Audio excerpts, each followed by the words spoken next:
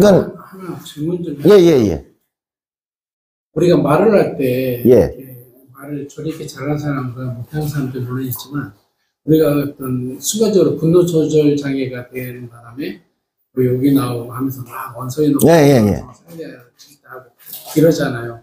그걸 글로 쓸 때 좀 화나잖아요. 그런데 저 같은 경우에 SNS 댓글 달다가 보면 막 하다가 제가 막 한 달 동안 정지당하고 막 저도 그러고 네, 하다 보면 이렇게 되는데 그 분노 조절 그 글 쓰는 거 조절 장애 그 글 쓰는 방법이 또 따로 있나요?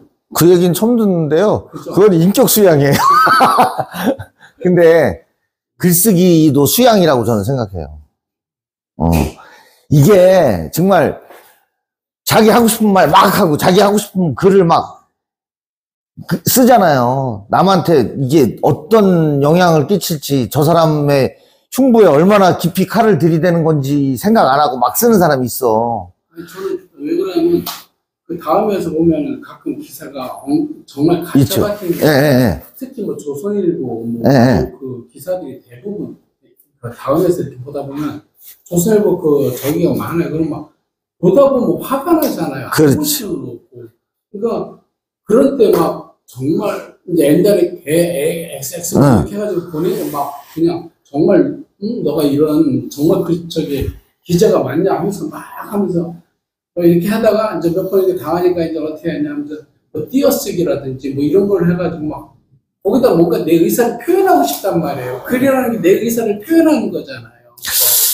선생님은 충분히 그 논리적 글쓰기를 할 지금 기본 자세에 돼 있어. 다만 이 고수들은요. 고수들은 그렇게 흥분하지 않습니다. 흥분하지 않고 논리로 저 사람을 엎으려고 하죠. 막 XX 뭐 이 새끼 저 새끼 소리를 안 하고 논리와 지식으로 저 사람의 논리를 뒤엎어서 저 사람이 할 말 없게 만들어야 진정한 고수죠. 물론 글을 쓸 때나 말을 할 때나 막 승질 같아서 막 내뱉고 싶을 때가 많잖아요. 그러나 그걸 억누르고 논리적으로 말하고 논리적으로 소화해서 상대를 제압하는 게 진짜죠.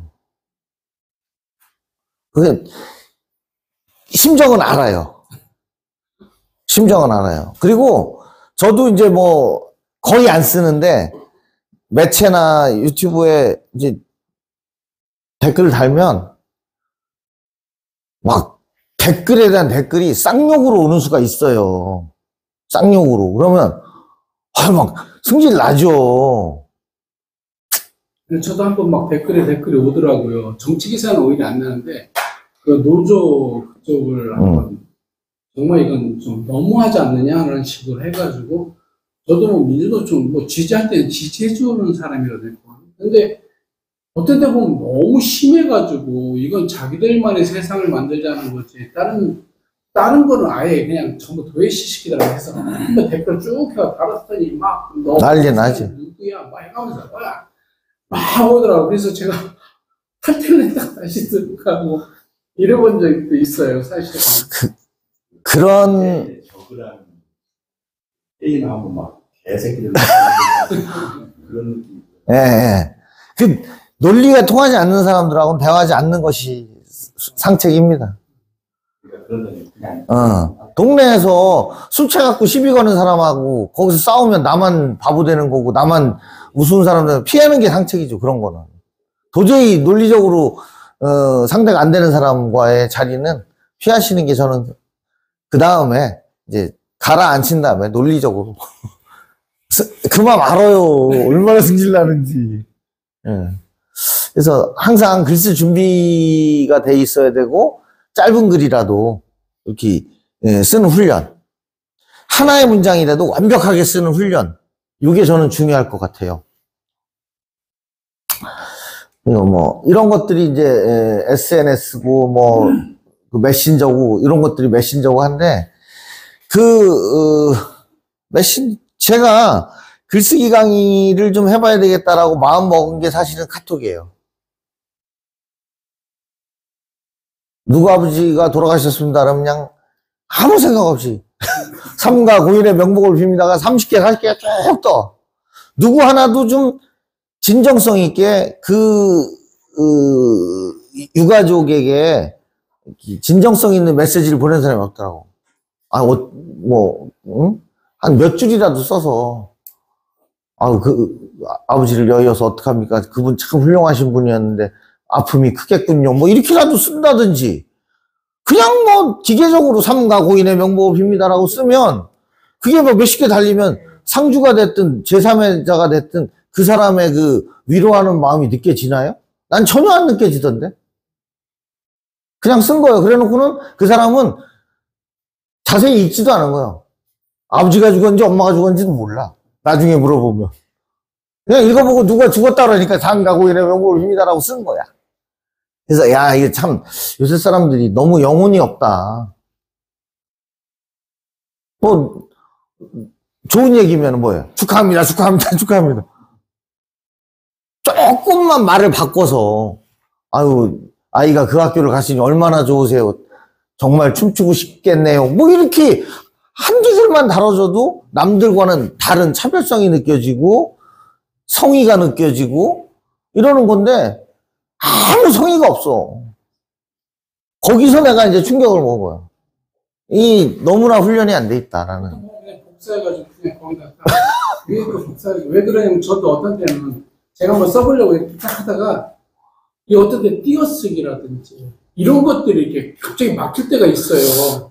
그러다 보면 이 글 쓰는 것보다 그냥 왜 그냥 간단하게 복사해서 쓰는 게 편해서 저도 아무튼 사람은 자기 영혼으로 사는 거예요. 그죠?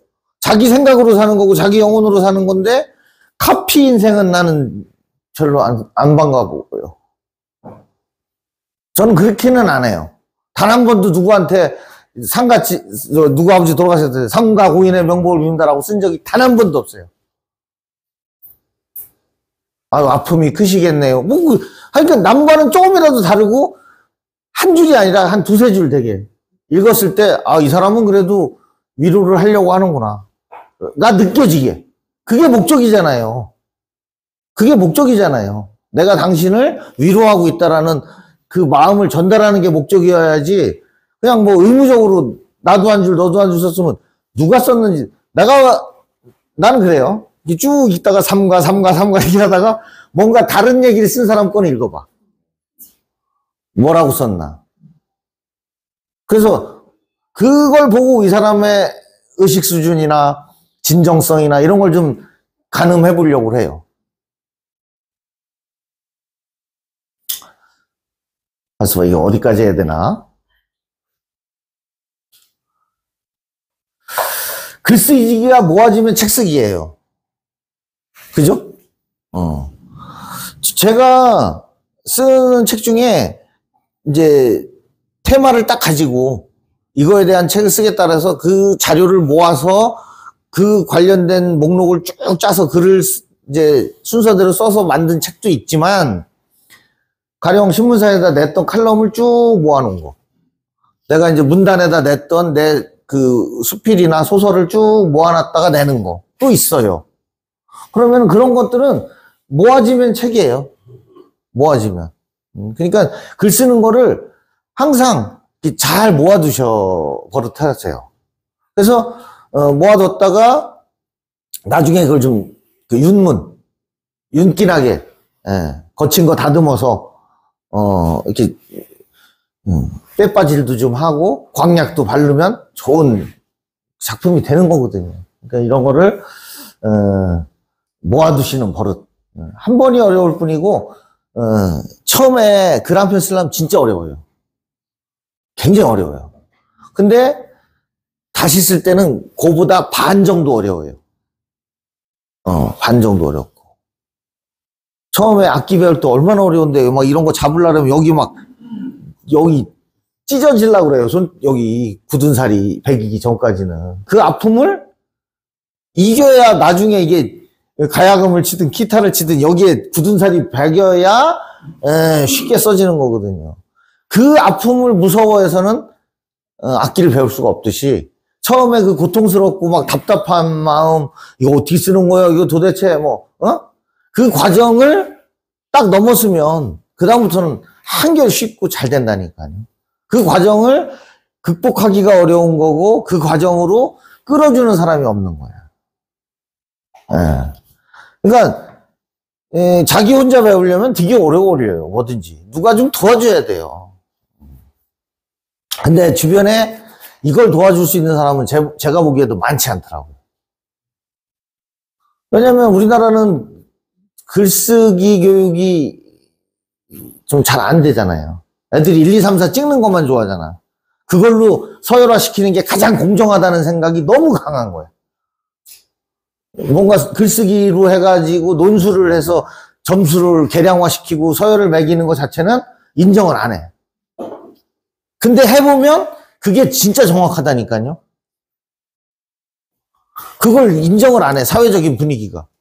특히 요새 젊은 애들은 그거에서 조금만 벗어나면 난리 발광을 하는 게 요새 젊은 애들이야. 그러니까 그런 애들은 글쓰기가 안 될 수밖에 없죠.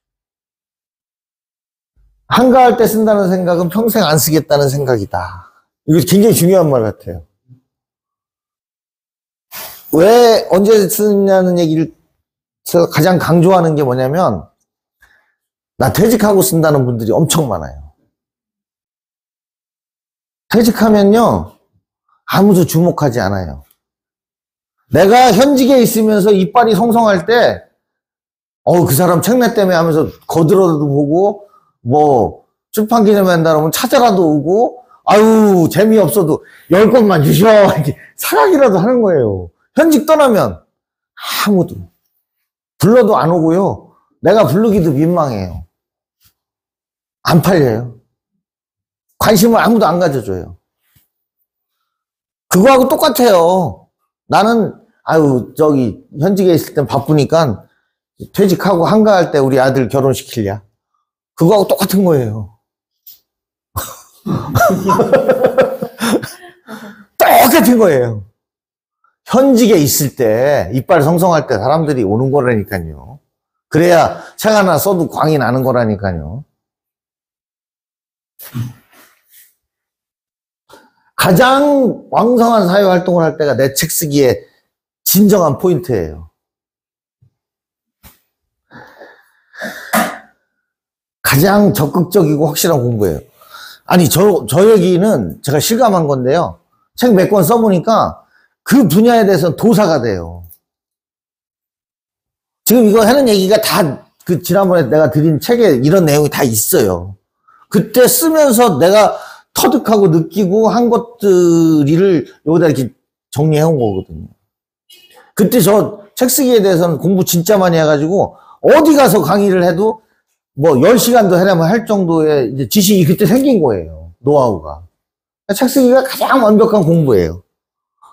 논문 쓰면 그 학술적으로 그 분야의 전문가가 되듯이. 너무 멀고 크게만 생각하면 끝내 못합니다. 지금이 시작할 때입니다. 요거 제가 썼고요. 요 책 그래도 반응 좋았어요. 그리고 읽어본 분들의 못 읽었는데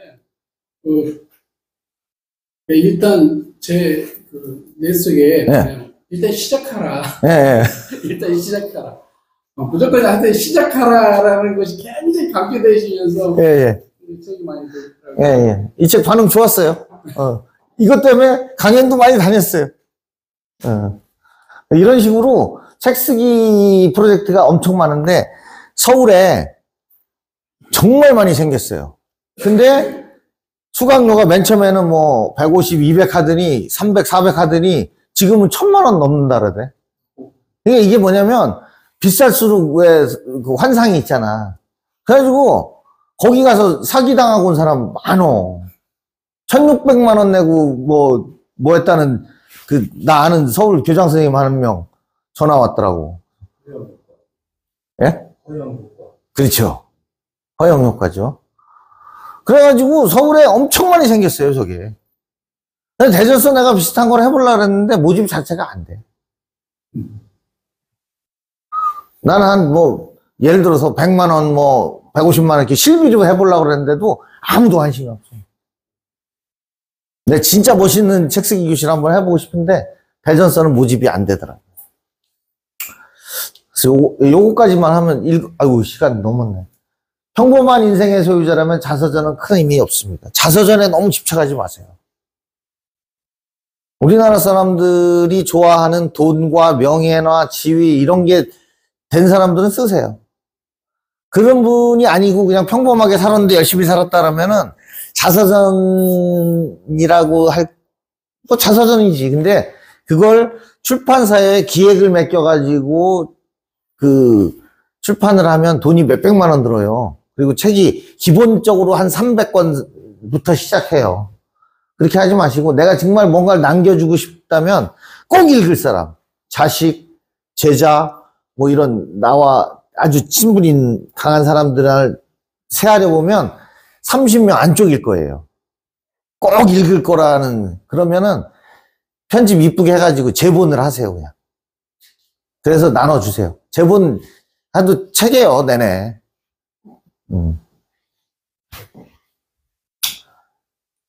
수십 권만 발행해서 친제하고 이렇게 나눠주시면 돼요. 이게 이제 문제인데 자서전을 자꾸 시간 순서대로 쓰게 유도를 하더라고. 이순신 장군의 자서전을 쓴다고 했을 때 있잖아요. 이순신이 어려서 뭐 자라서 이건 관심 없어요. 임진왜란이 일어나서 임진왜란이 종전될 때까지 이 양반이 어떻게 활약했나가 제일 중요하잖아요. 그러면 그거 위주로 쓰는 거야. 그리고 그걸 앞으로 당기는 거야. 그걸 자꾸 뒤로 보내니까 앞에서 흥미를 유발시켜줘야 되는데. 임진왜란부터 쓰고 뒤에 어렸을 때는 이랬다라고 쓴다고 누가 뭐라고 그래. 어렸을 때는 사람들의 그 관심에서 그렇게 큰 비중을 안 차지하니까 양도 줄여. 이만큼만. 그래서 그 양반이 어렸을 때 이런 환경에서 자랐다라는 거 간단하게 한 줄만 써주면 그것만 알면 됐지 뭐가 그렇게 중요해. 중요한 건 이 사람이 왜란을 어떻게 극복해서 우리나라 5,000년 역사의 최고의 영웅이 됐느냐가 중요한 거 아니에요. 어렸을 때 뭐 영웅 미화시키는 건 있겠지. 그래서 신 선생님 보세요. 뭘 써야 될지 모르겠다 그랬잖아요. 저하고 언제 한번 차 한잔 해서 둘이 얘기를 나누면 내가 지금까지 살아온 과정에서 꼭 해주고 싶은 얘기가 50개는 있을 거예요. 굉장히 어려움을 겪었던 일, 아니 그냥 술술술술 뭐가 풀리던 때 뭐 여러 가지 있을 거예요. 사업적인 얘기, 학교 얘기, 집안 얘기. 그거를 내 인생에서 가장 재밌는 50꼭지, 40꼭지를 발제를 해가지고 그거 쓰는 거예요. 재밌는 것만 골라서. 재미도 없는 어렸을 때 얘기 그 얘기 장황하게 그걸 똑같이 쓸 필요가 없다니까요. 재밌는 것만 골라서 압축해서 이렇게 쓰면 돼요. 전문적인 난 선생님이 어떤 이력을 가지고 있고 어떤 인생을 사셨는지 사실 잘 모르거든요. 그거 대충 잡으면 사실은 그게 중요한 거예요. 그게 중요한 거지 자서전이 뭐. 그래서 선생님이 만약에 뭐 이 차 분야에 공부를 많이 하셨고 관심이 많다면 차에 대해서 쓰는 거예요. 자기가 갖고 있는 이 특정 분야의 전문성. 그러니까 나 같은 경우는 뭘 쓴 거예요?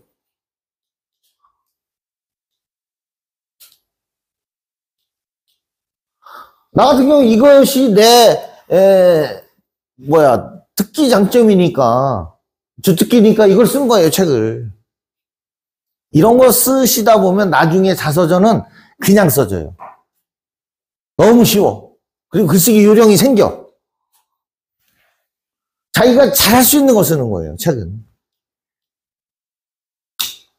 자료를 수집해서 정리하는 습관, 쌓아만 둔다가 절여가 되지 않습니다. 자료를 잘 정리하는 습관, 이거는 따로 좀 말씀드릴게요. 저는 원래 시간을 오버해서 하지 않는 사람인데, 저 시계가 맞나? 저 시계가 맞나? 55분이네요. 예. 요까지 딱 하시죠, 뭐. 다음 시간에 뵙겠습니다. 예.